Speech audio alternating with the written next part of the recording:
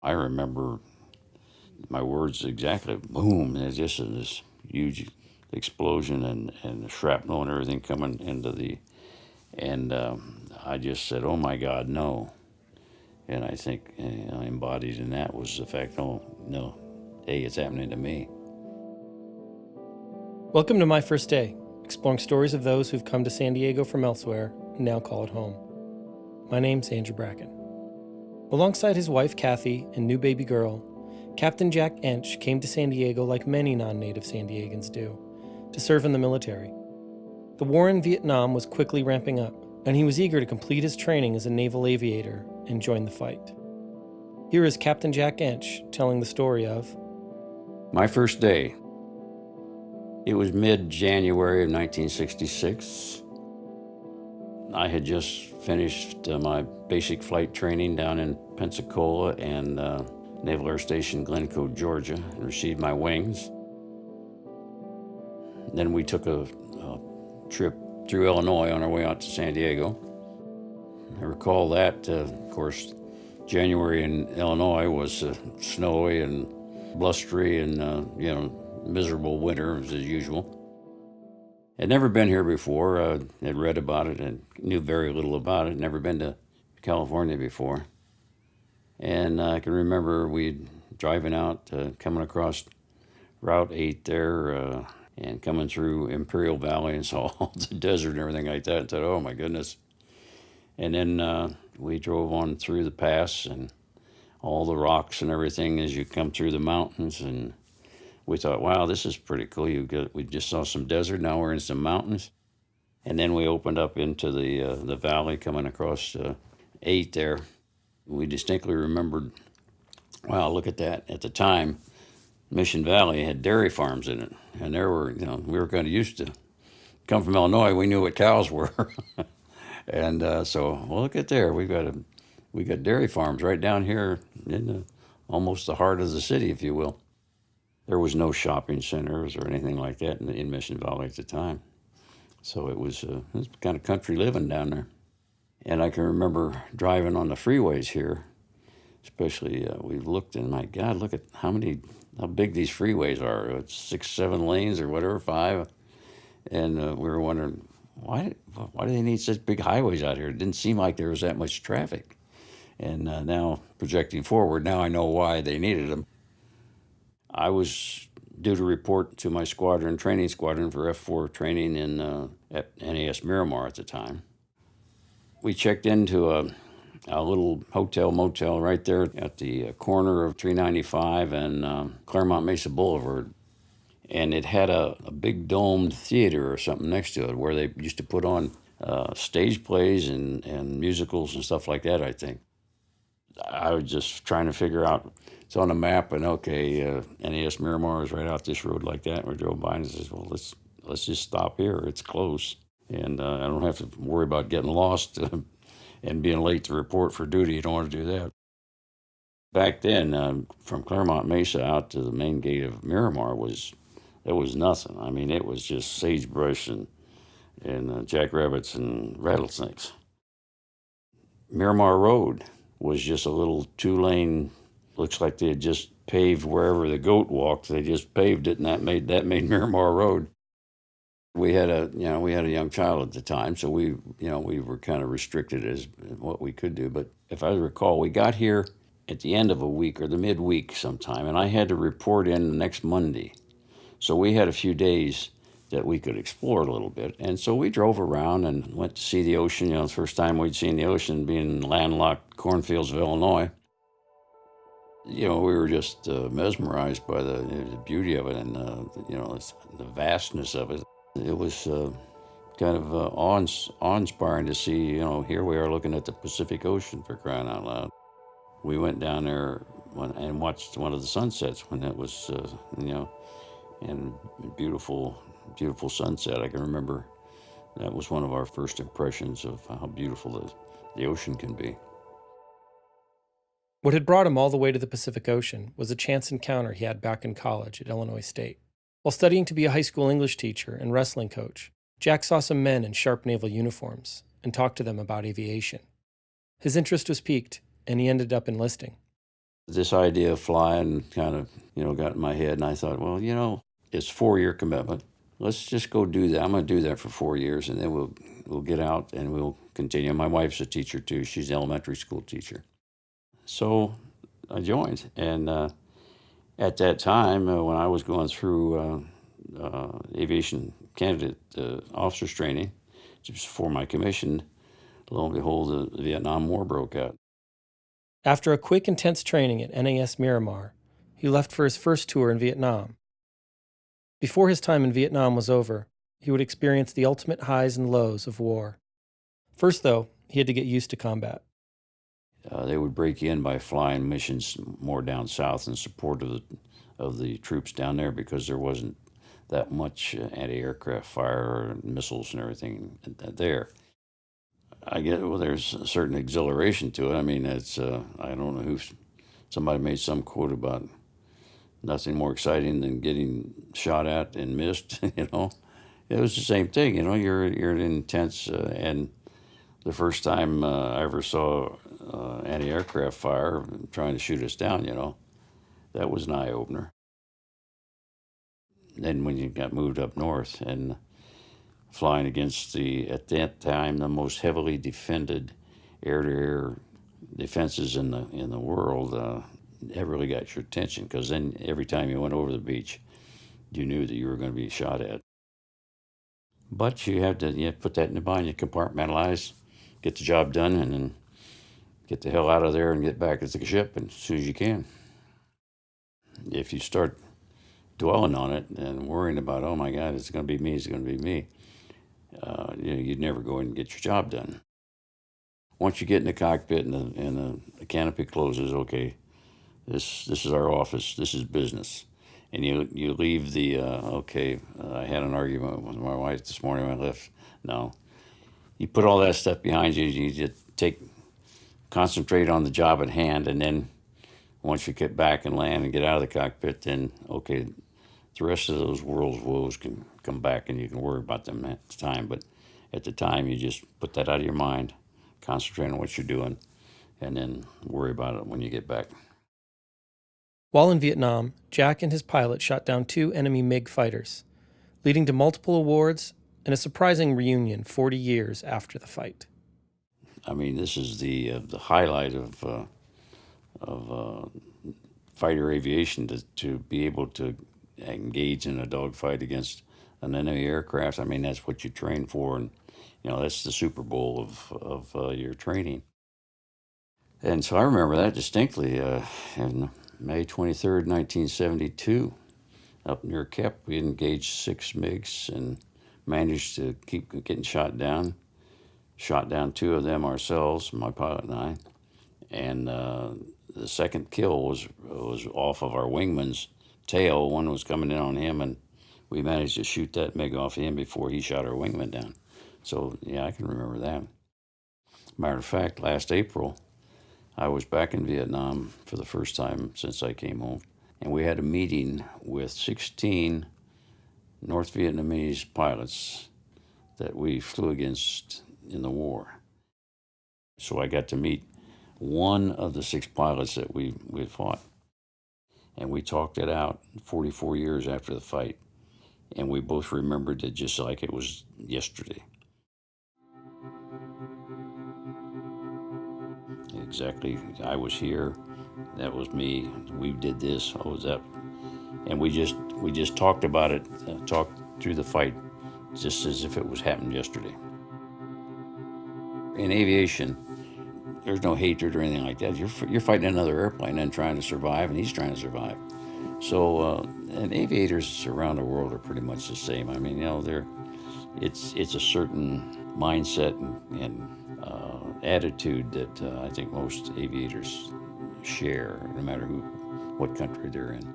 And it was the same with them. There was no animosity. It was just, hey, let bygones be bygones.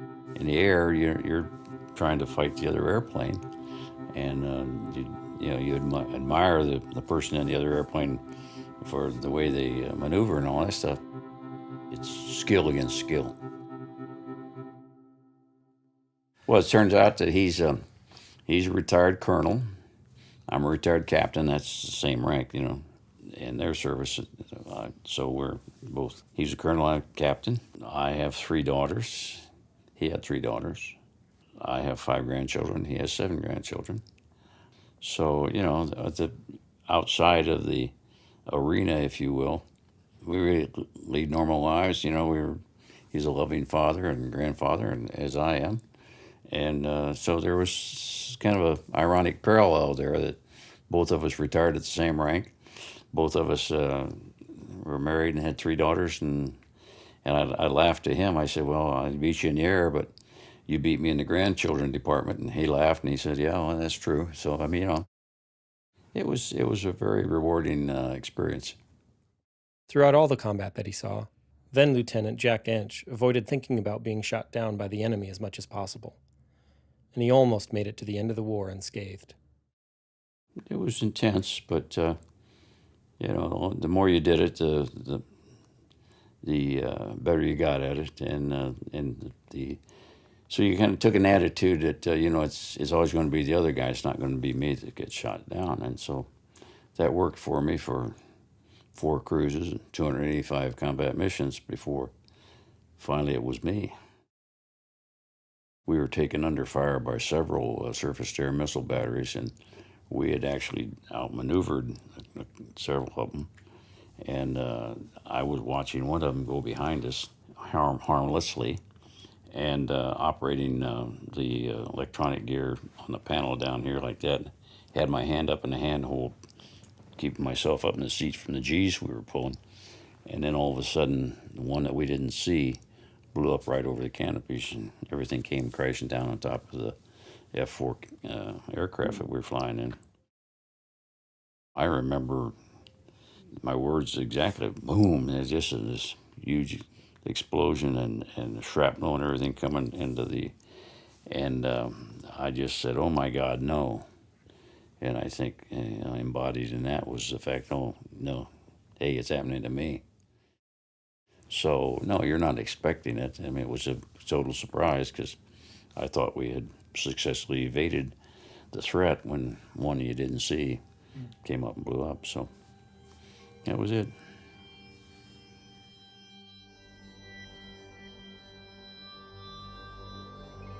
Well, immediately after it happened, my pilot was severely injured, and we must have been going. The last time I remember, airspeed was about 400 knots, and we were going down about a 30-degree angle, and so the training kicked right in like that. I yelled up through our microphone system and the intercom system, said, "Mike, can we get to the water? Can we get to the water?" Hopefully that we could, if we were close enough, that he could steer us out and we could have to eject out over the water, the chances of getting picked up. And I looked forward and saw him kind of slump forward in his seat and realized that he was no longer flying that airplane. So automatically I reached down with my good hand and reached down between my legs to the alternate ejection handle and ejected us both from the airplane just before it could crash. Next thing I know, I'm hanging in my chute, and people on the ground are shooting at me, and I land on a rice paddy, and they come and strip me down to all my equipment, and the next thing I know, I'm in the Hanoi Hilton waiting to be interrogated for 3.5 days. No medical attention, no nothing. Both elbows were dislocated in the high-speed ejection. The hand was damaged when the missile went off with the shrapnel and the shards of the canopy and everything. So it was partially severed. But they let me lay for 3.5 days with two dislocated elbows and a shoulder and a bloody stump of left of a thumb. So then they took me out and chopped my thumb off and partially set my arm. They didn't do a good job on this one.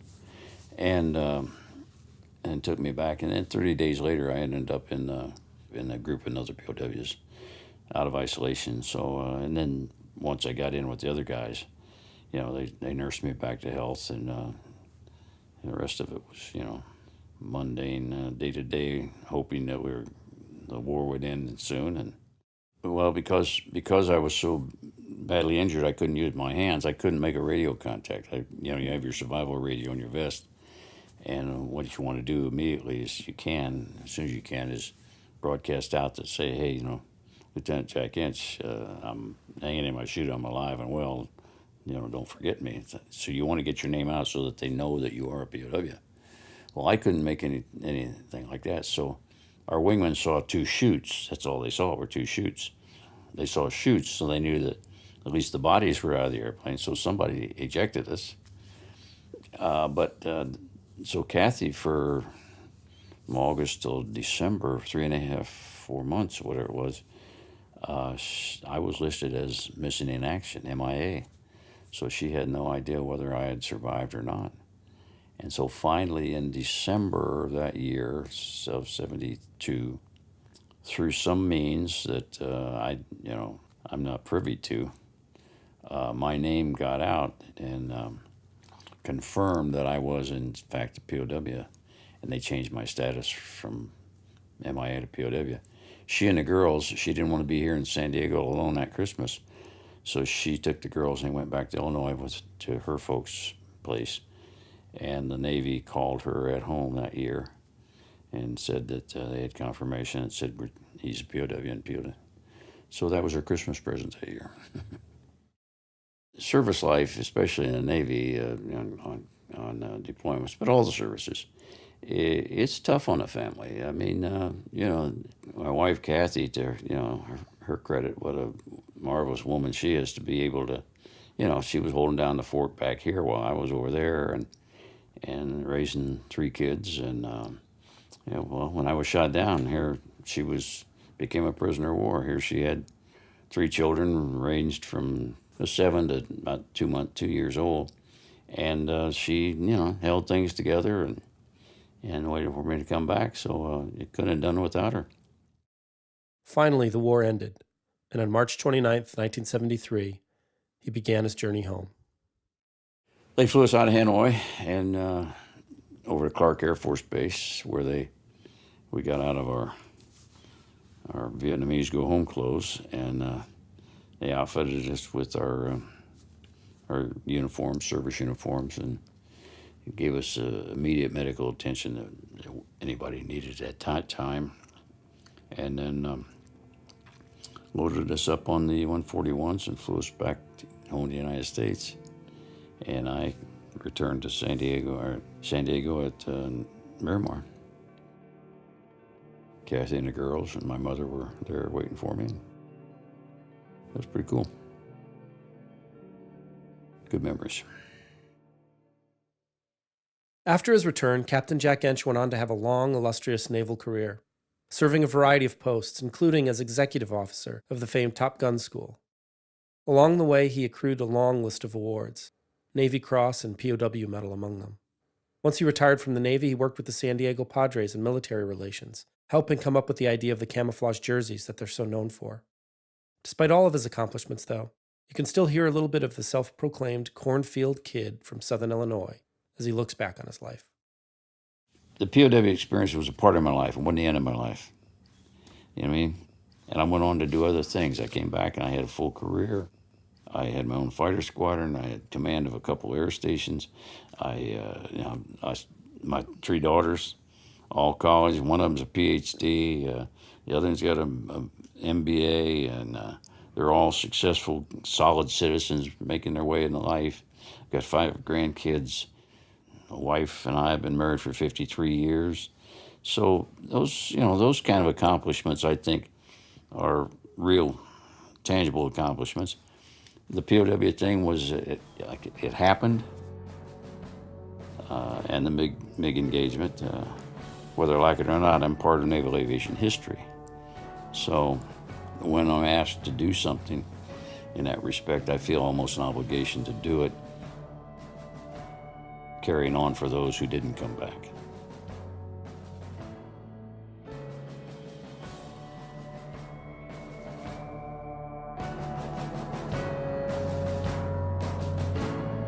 Thanks for listening.